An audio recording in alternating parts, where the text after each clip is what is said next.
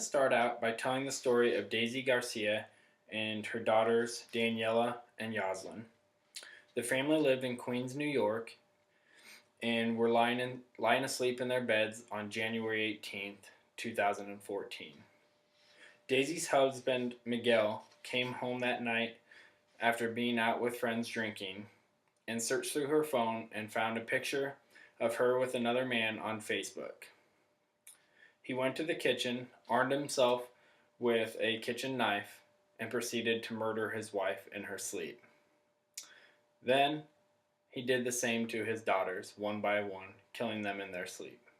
He then tried to flee to Mexico, but was apprehended in Texas 30 miles before he got to the Mexico border.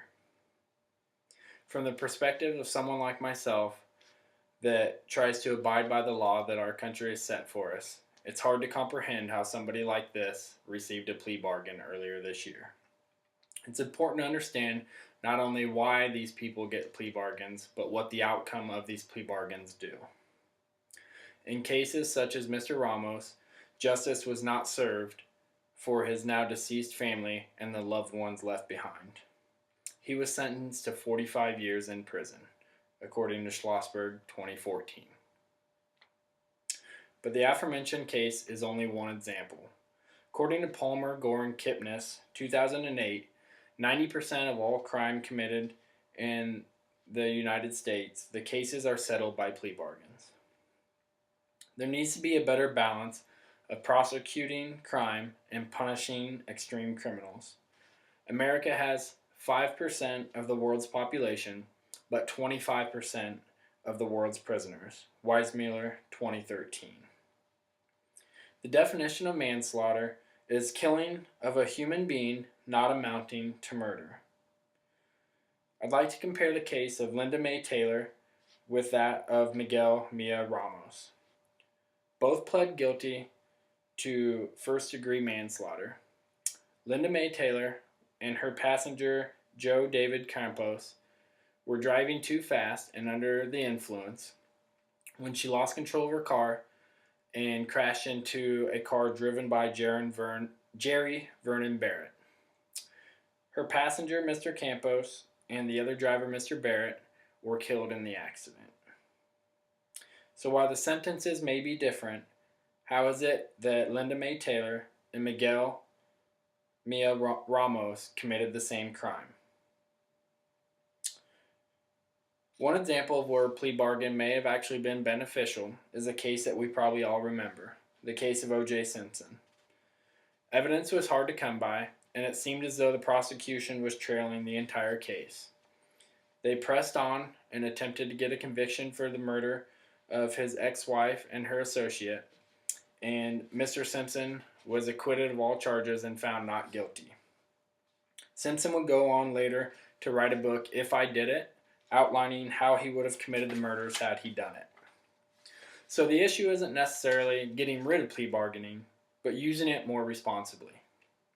The justice system could start by implementing standards for the use of plea bargains. Murder cases. If the prosecution has the murder weapon, a confession, or a case that is deemed to be on solid ground, should be ineligible for plea bargains. The justice system has made changes in the past to reform our sentencing and tolerance for crimes such as the Three Strikes Law. The Three Strikes Law is a law that was implemented for those that have served prison time.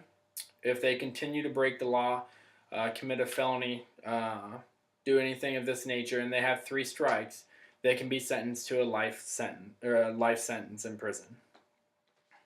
And the issue of too severely punishing criminals, which some people think the 3 strikes law is, starts with the criminals.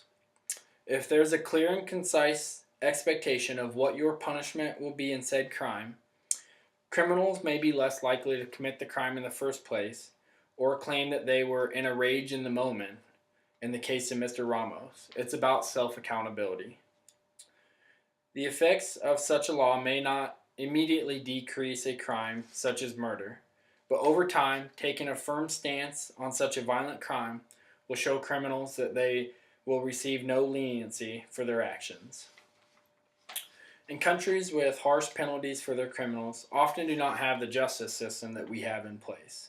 The combination of the two should allow us to come to a fair punishment for someone who has unfairly taken someone else's life.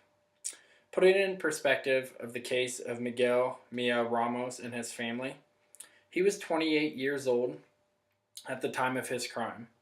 Assuming that he actually serves his full sentence of 45 years, he'll be 73 upon his release from prison. It's possible that Mr. Ramos would live 24 years after his release from prison, the same amount of years that his wife Daisy, 21, his daughter Daniela, 2, and Yoslin, 1, lived as a whole before their lives were tragically taken from them by Miguel Mia Ramos. If this is an issue that is important to you, you can contact your senator by visiting nebraskalegislature.gov in reference to how plea bargains are used in our state. Thank you.